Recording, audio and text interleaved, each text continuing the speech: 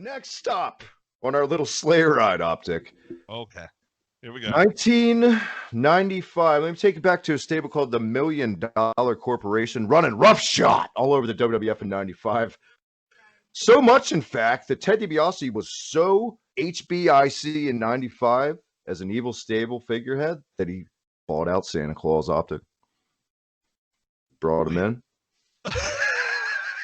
And he even had the brass to change Santa's name to even piss off little kids more. Put an X in there, called him Santa Claus.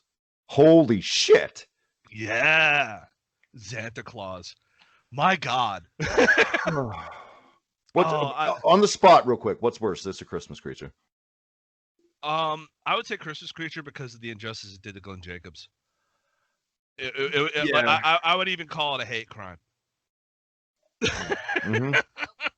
I would say that too, just because this one at least he wasn't masked. He didn't talk, thank God, because it's Balls Mahoney. For anyone that doesn't know, not the best promo of all time. But it's like it was much easier, especially in that era when it was specifically meant for little kids to just, God, that's such little kid heat. That's such good little kid heat in a way. You know what I mean? But the problem was not just little kids watch this shit. Yeah, it's like a lot of people who are bringing their children are like, what the fuck is going on here? Yeah, questioning their parenting at this point, I think. Yeah, I will paint a picture of Mr. Santa Claus for you.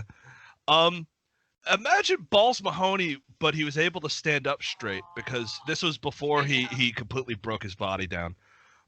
He was still very out of shape though. Wearing is kind of like a black silk fucking number. Like it was kind of like it was kind of silky, suede-y, kind of. It was actually like it was a really nice outfit. Bizarro, yeah. Santa. With red fringe, a lot of red fringe. Yeah, it's awkward to look at, isn't it? Just and like cat burglar gloves. I mean, he looks like he looks like he's up to no good and probably gonna star in a gay porno. Like, yeah, you know, there's something going on where you're sitting there. I'm like, that's gonna be on the holiday playlist. He looks like he's about to star in Xanta Balls. You know. And his actual wrestling gear, once he takes that coat off, is basically just a lumberjack.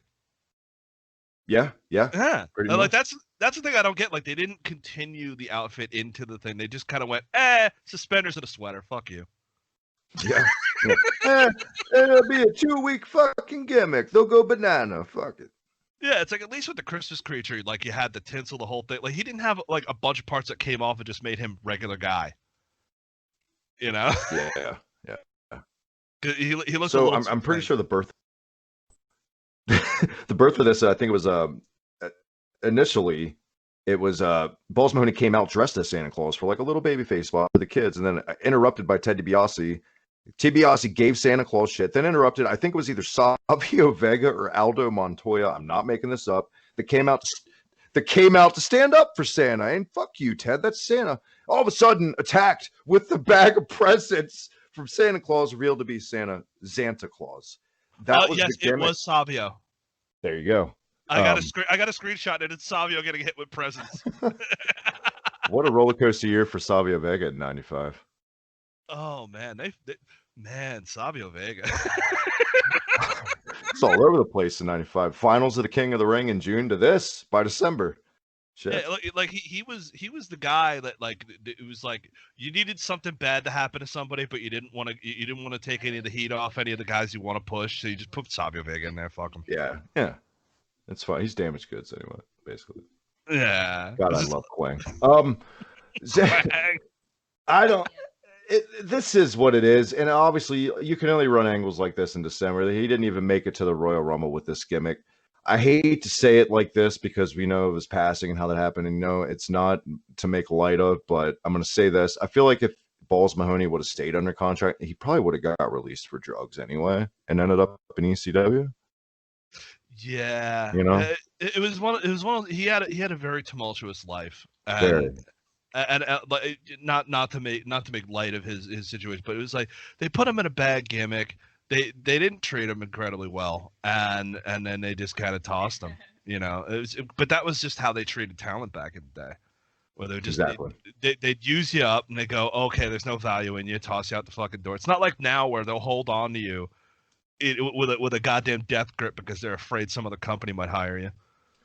Especially with like Smoky Mountain Wrestling guys in this time, because Vince, he really couldn't stand Cornette, even though Cornette was in the inner circle. He was irritated Vince, and I feel like we're talking off air like the Dolph Ziggler gimmick. It came out recently that was just he wasn't pushed just to upset one guy backstage, Pat Patterson. I feel like a lot of these guys were squandered just to piss off Jim Cornette because Vince thought it was funny when he got upset or something. I could totally see Vince doing that.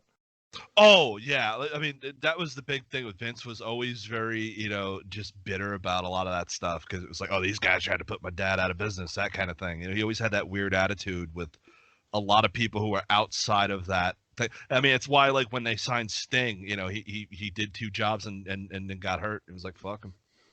Yeah. Mm-hmm. Like that was just what they did. I mean, they did it to Triple H when he first started there back in what was it, like 96 when he started, or was 95?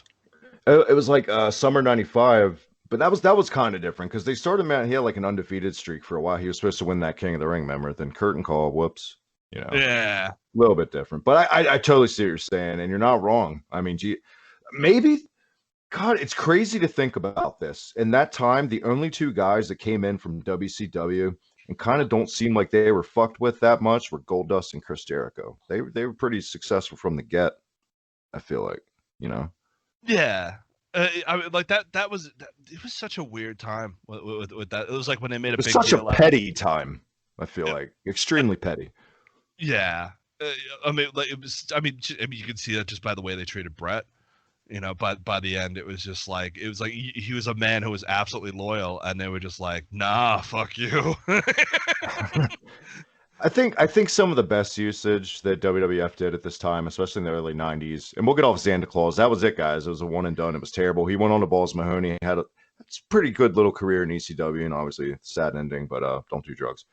I always thought he was just really strange, and it was like one of those things where like you see all these guys in ECW, like you see your Lance Storms, you see like you see a lot of guys who like you see. I mean hell, like when who were the fuck? What was that team?